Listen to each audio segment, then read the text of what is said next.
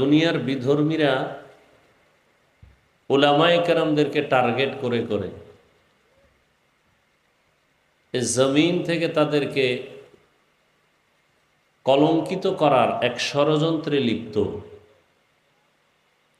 সব থেকে বেশি দুঃখ হলো এই কথাটা, এই অবস্থাটা আমাদের মুসলমান আল্লাহর বান্দা কিছু বান্দিরা না বুঝে তারাও আলেমের পিছনে লেগে আছে।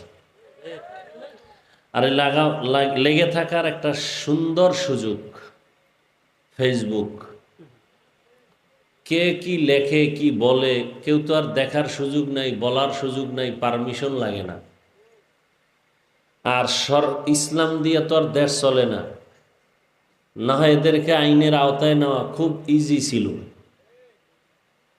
তবে আমরা যতটুকু বলার চেষ্টা করি, আমি তো বলি যারা ওলামায়ে কেরামের বিরুদ্ধে ফেসবুকে লেখে এরা মা বাবার অভিশপ্ত সন্তান।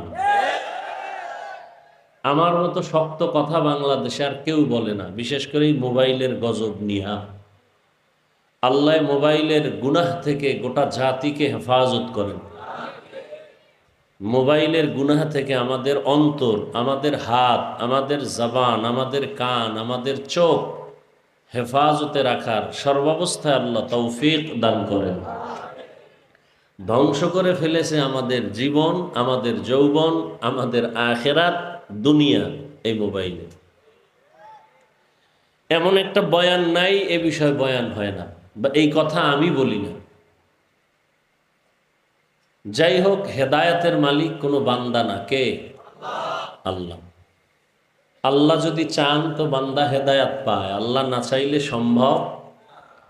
আমি হাফিজুর রহমান কেন, আর এ জমিনের সমস্ত ওলামায়ে কেরাম কেন, মক্কা মদিনার ইমাম কেন, স্বয়ং রসুলের বয়ানও যদি কপাল পুড়ে যায়, রসুলের বয়ানও কপাল ভুলে না। ইন্নাকা লা তাহদি মান আহবাবতা ওয়ালাকিন্নাল্লাহ ইয়াহদি মান ইয়াশা। নবীজি চাইলেই কাউকে কালেমাওয়ালা বানাতে পারেন না যদি আল্লাহ না চান। আল্লাহ আমাদেরকে হেদায়েত দান করুন।